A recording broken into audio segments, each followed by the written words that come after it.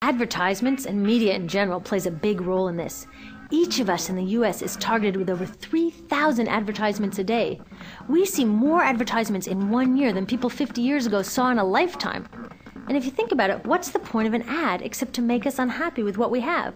So 3,000 times a day, we're told our hair is wrong, our skin is wrong, our clothes are wrong, our furniture is wrong, our car is wrong, we are wrong, but it can all be made right if we just go shopping.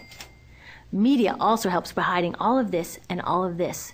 So the only part of the materials economy we see is the shopping. The extraction, production, and disposal all happens outside of our field of vision. So in the US, we have more stuff than ever before, but polls show that our national happiness is actually declining. Our national happiness peaked in the 1950s, the same time that this consumption mania exploded. Interesting coincidence. I think I know why. We have more stuff, but we have less time for the things that really make us happy. Friends, family, leisure time. We're working harder than ever. Some analysts say we have less leisure time than any time since feudal society.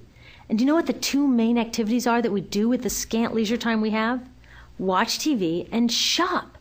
In the US, we spend 3 to 4 times as many hours shopping as our counterparts in Europe do.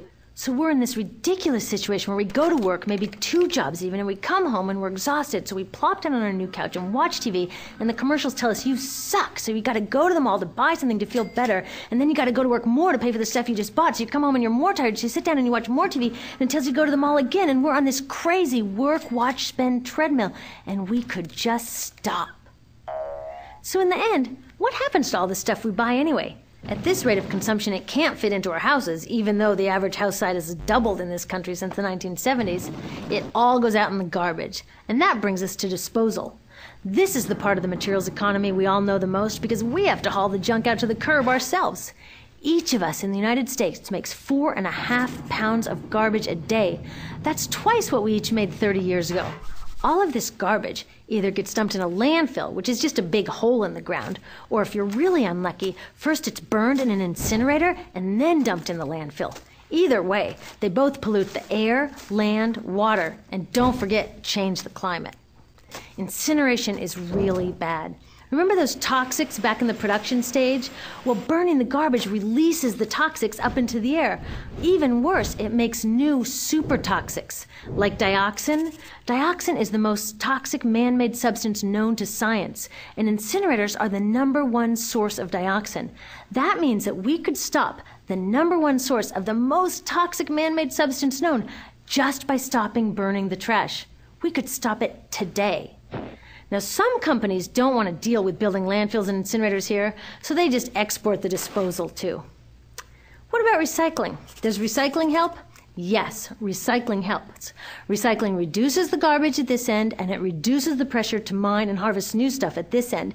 Yes, yes, yes, we should all recycle, but recycling is not enough. Recycling will never be enough, for a couple reasons. First, the waste coming out of our houses is just the tip of the iceberg.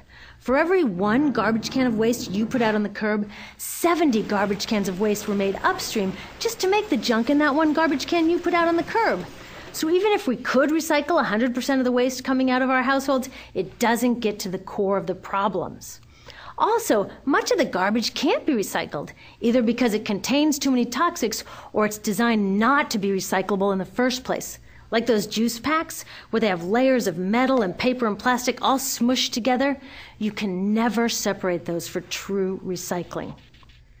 So you see, it is a system in crisis. All along the way, we are bumping up against limits. From changing climate to declining happiness, it's just not working. But the good thing about such an all-pervasive problem is that there are so many points of intervention.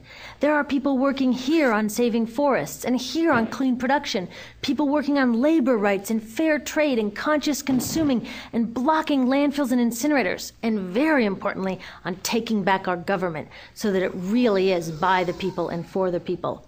All of this work is critically important, but things are really going to start moving when we see the connections, when we see the big picture. When people along the system get united, we can reclaim and transform this linear system into something new, a system that doesn't waste resources or people. Because what we really need to chuck is that old school throwaway mindset. There's a new school of thinking on this stuff, and it's based on sustainability and equity. green chemistry, zero waste, closed-loop production, renewable energy, local living economies. It's already happening. Now, some say it's unrealistic, idealistic that it can't happen, but I say the ones who are unrealistic are those that want to continue with the old path. That's dreaming. Remember, that old way didn't just happen. It's not like gravity that we've just got to live with. People created it, and we're people too. So let's create something new.